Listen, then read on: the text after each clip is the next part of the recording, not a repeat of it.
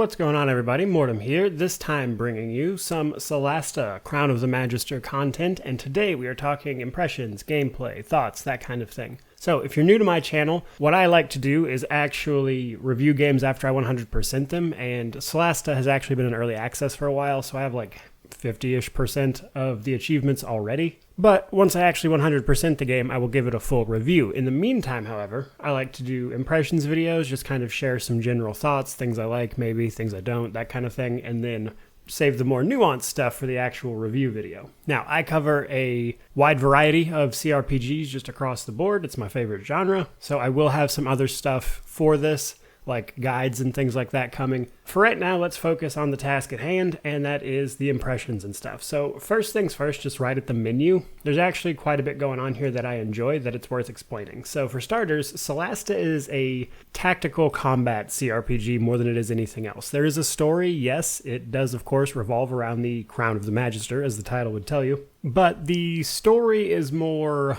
linear. Like, there's some choices here and there, but the main thing is that it revolves around the combat primarily. Now, we are using D&D's 5th edition, however, it's their SRD rule set with some homebrew content added. So if you're familiar with 5th edition D&D at all, you should feel right at home here, I guess is what I'm getting at. But keep in mind, not everything is perfectly the same because some of this is homebrew, for lack of another term. So you can make your own characters for the adventures, or you can choose one of 6 pre-generated characters that the game made for you, but there's no like main character. It's a very D&D focused game, and because of that, it kind of plays out like a D&D module in a lot of ways. And much as there is no like set protagonist for a D&D adventure, the same thing here. You make your characters and you play with those.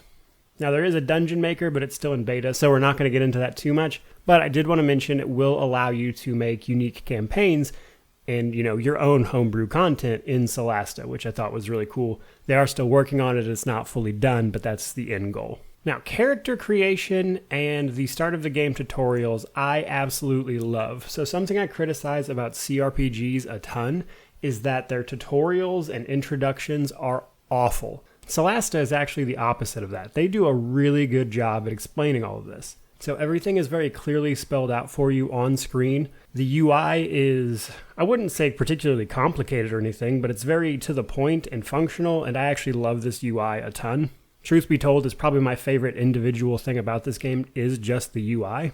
But beyond that, it's pretty much standard Dungeons & Dragons fare. You can only pick from 6 classes right now. They are planning on adding a sorcerer in, but that's it. That's all the classes that are coming. There's not more D&D stuff coming. There's not more races coming. Nothing like that. Right now, they're just focused on what they've got. But beyond that, you choose your background. You can actually set up personality flags, which is important because your character doesn't get a lot of like voice options and stuff. However, they do speak. And depending on what your personality tags are, it will affect the way your character talks. If you flag things like kindness and good and lawful like tags here, they'll speak more politely. Whereas if you go like violence and evil, they will be very rude to everyone, that kind of thing. Now, for picking your character's ability scores, you can actually do traditional dice roll stuff or use the point buy system, whichever you're more comfortable with.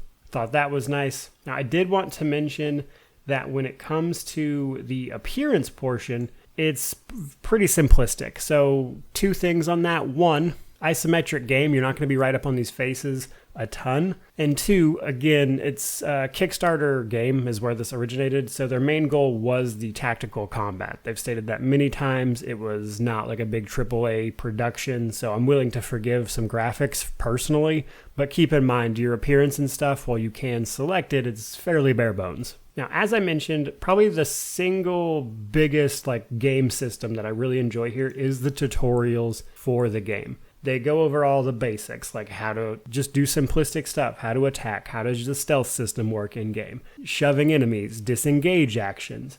All of that stuff is here. They explain all of it. And for new players to D&D 5th edition specifically, but in general CRPGs, this tutorial I think is going to do wonders for a lot of people. And I'm actually really excited to see what people think of it as well, especially people that are new to the idea of CRPGs and kind of tabletop rule sets being adapted to video games. Now, there is, of course, a story. Again, it's not the biggest focus in the world, but I do think it's serviceable. I don't want to spoil anything, obviously, but I do think the story's okay. I haven't played through all of it, of course, because the end of it wasn't available. But what I've played so far is decent, as far as D&D module type stories go. But to sum up Solasta, basically it is a almost D&D module again, and they try to really adapt the 5th edition in as a traditional rules as written way as possible. So we don't see a lot of things that don't translate to game mechanics necessarily well like that, because what they opted for instead was the full kind of D&D experience.